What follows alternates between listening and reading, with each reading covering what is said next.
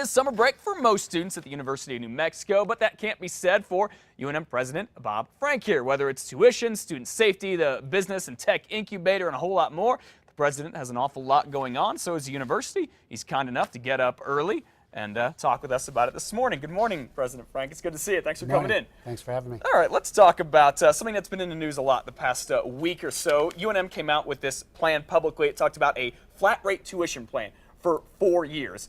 The deal with that, what's it likely to get this thing done? Is it going to happen? Other universities, Illinois and Texas, have done it too, and yeah. Something we're looking at, the possibility of creating a 4-year tuition block that students could sign up for, where they'd have a committed rate for 4. And it's an idea we're examining. We haven't committed to it yet, so we're interested in it. We want to do anything that we can do to give students security for 4 years so their families can understand what it is they're getting into.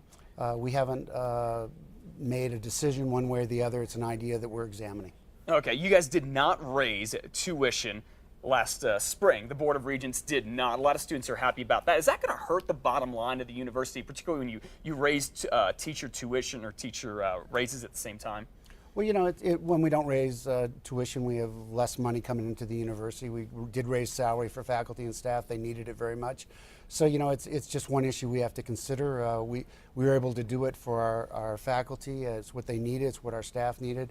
But we were able to do the right thing, so we're pleased with how we made it all come together. Okay, that 4-year, the flat rate tuition, I think I've read one of the goals with that maybe is to get students to graduate a little bit quicker. UNM's graduation rates aren't the best in the country. In fact, in 6 years, you just have 48% of students graduating. What do those low numbers do to the university, and how are you working to raise them? Our rates have been coming up steadily, and we're that rate is within the rate that you see for a lot of major research universities. So we're slightly at the low end, but even though that number sounds low, it's the way the federal government calculates it. Lots of students get thrown out. So if you transfer schools, you get thrown out. So it's a number that goes down for a lot of different reasons. So don't get misled by how low the number is. So our number's been coming up, and we're working really hard to move it up. What do you think has been the key to helping that number get up? Well, we've done a lot of programs to prepare students better for their entry to the university. College is different than high school. You have to be really prepared when you come there, and so we've more prep programs. That's one thing. The second thing is that when students get there, we want to make sure that their math skills are good and their English skills, most fundamental skills. So we created a program to improve math skills. We're doing the same for English skills. We just want to make sure that students, when they come to UNM, are ready. We also have created a partner program with CNM, so students that aren't ready for UNM can go to CNM if they're not ready for UNM, and then flow seamlessly to UNM. So we have a lot of programs now to make students come to UNM when they're most ready. I imagine some of those programs are newer, so I imagine you'll see the dividends getting paid out pretty soon and see those numbers drop in the next few years. Absolutely. I'm sure this is not one of your favorite topics to talk about, but I do want to ask you about UNM professor David Correa. He's been in the news a lot recently. He got arrested at a protest. He's accused of a felony of pushing a police officer there. Did he get tenure in the middle of all of this? He tweeted that out, that in the middle of all of this, he received tenure, which is basically like a really good job with the university. We got tenure independently of all this. So tenure is a long process at the university. It takes 6 years to get the tenure decision. So the tenure process was independent of all this. It was awarded recently, but that decision happened independent of that. In fact, that decision was made a month before this incident even happened. So yes, it did happen, but they're independent of each other. We're watching what's happening with Professor Correa.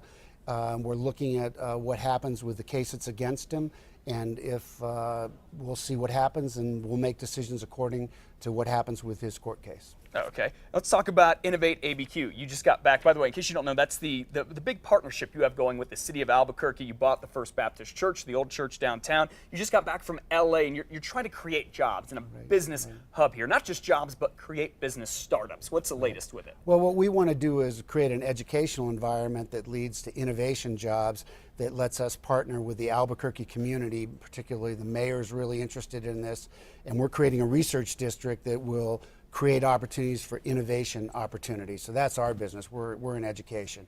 I just came back from LA looking at what the folks in the rail yard have done in Culver City, and they've created tons of jobs there, and it's a really exciting project they've done. So there's lots of opportunities in what's in the future for Albuquerque. What we're going to do right now is finish purchasing that Baptist site, and in the next step for us is a little study we're going to do about how to develop the area we've purchased. And then the next thing will be, once we've done that little study, is to start putting opportunities down there. So we want to do public-private partnerships, and we will then have developers come in and build down there.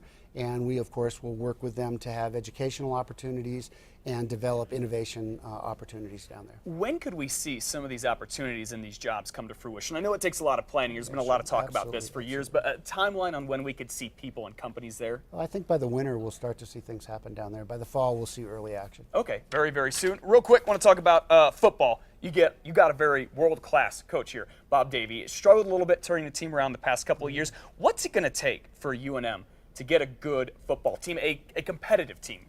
Well, I think Coach Davie will tell you that this is the year for them to start to break out. This is his third year as coach.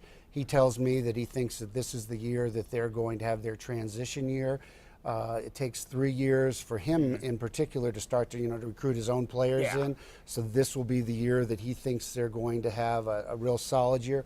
Next year, he will have recruited all 4-year classes. So by next year, they're really going to be solid. And this is the year he thinks he's going to have a great class. And I think a lot of people sometimes crack on it, but I think that's important for folks who don't understand football, that for the past 2 years, he's been playing with kids or young men that he hasn't necessarily picked. Right. He's done the best with what he has. And then this year, you talk about that, his juniors. Well, football is so different than basketball. I mean, basketball, you recruit a few people, and it makes a big difference on a team. Football, you're recruiting, lots and lots of kids, so it's a very, very different kind of sport. So I think Coach Davie is just a phenomenal coach. Yeah. He's an inspirational coach. He's a great man, and I think he's doing great things for our program, and I think we're going to have a very, very solid team this year. I'm really excited about watching the Lobos. So I encourage everybody to get tickets, come out. We're going to have a great performance this year, and it's going to be a great team. I'm excited for it. I mean, the guy did wonders at Notre Dame, so he is a world-class coach. We're lucky to have him here. Dr. Bob Frank, it's good to see you. Thanks so much. Thanks for coming in. Thank you.